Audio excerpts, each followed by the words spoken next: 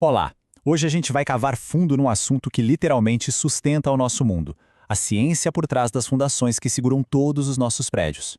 Pois é, já parou para pensar nisso? O que é que segura um arranha-céu gigante no lugar? O que impede ele de simplesmente afundar no chão? A resposta, claro, está numa engenharia incrível, super complexa, que fica escondida debaixo dos nossos pés. Bora mergulhar nisso. Então, esse é o desafio central, sabe? O peso todo de um prédio, a carga, precisa ser passado para o solo de um jeito que ele aguente. É como se fosse uma conversa bem delicada entre a construção e a terra. E como é que os engenheiros começam essa conversa? Primeiro, eles precisam entender com o que, ou melhor, com quem eles estão lidando.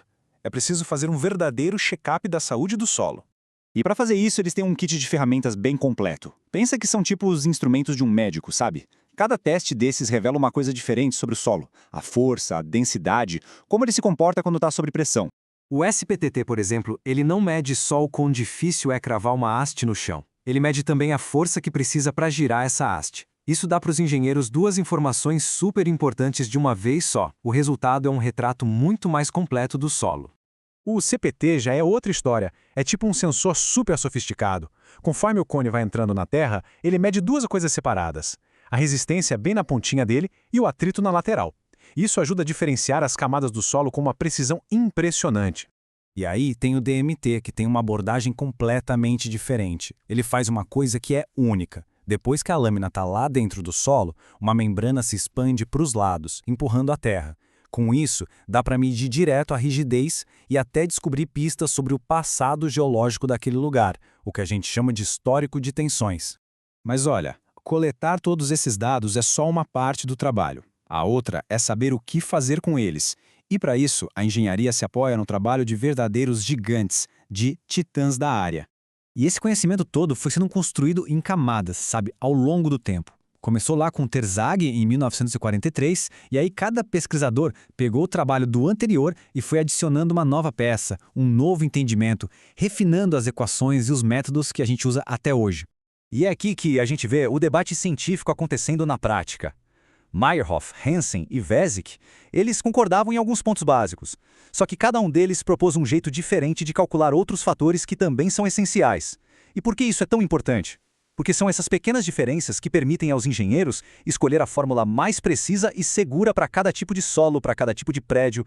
É a otimização do projeto. Ok, então, vamos sair um pouco da teoria e ir para a prática. Como é que todo esse conhecimento se transforma em algo que a gente pode, de fato, construir?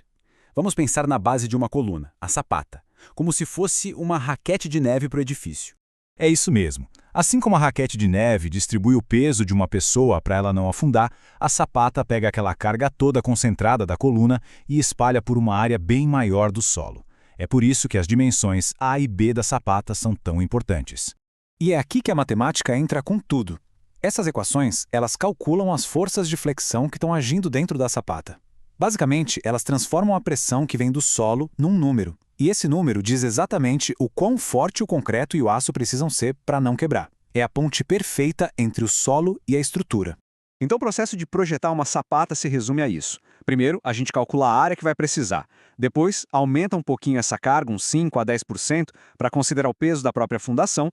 E por fim, é só ajustar as dimensões A e B para chegar na forma mais eficiente. É um processo bem lógico que vai da carga até a forma final. As teorias são a base de tudo, claro, mas as ferramentas que a gente usa para construir também evoluíram de um jeito impressionante. E isso permitiu fazer coisas que antes eram, assim, impossíveis. Lá no começo, os equipamentos especializados para cravar estacas no solo, tipo as de hélice contínua, conseguiam aplicar mais ou menos uns 35 kNm de torque. Para a época, era uma força e tanto. Só que hoje, as máquinas modernas conseguem aplicar mais de 200 kNm. Isso é um salto de potência gigantesco e permite construir fundações mais fundas, mais rápido e em solos que antes eram considerados difíceis demais. E o futuro? O futuro parece ainda mais incrível. A próxima grande revolução não está na força bruta, mas sim na inteligência.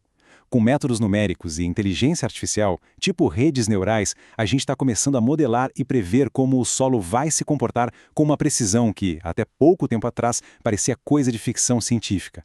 A gente passou de simplesmente sentir o terreno para conseguir ler, entender e até prever o que ele vai fazer. Então a pergunta que fica é: Com esse conhecimento cada vez mais profundo, qual será o próximo limite que a gente vai ultrapassar? O que será que vamos ousar construir a seguir?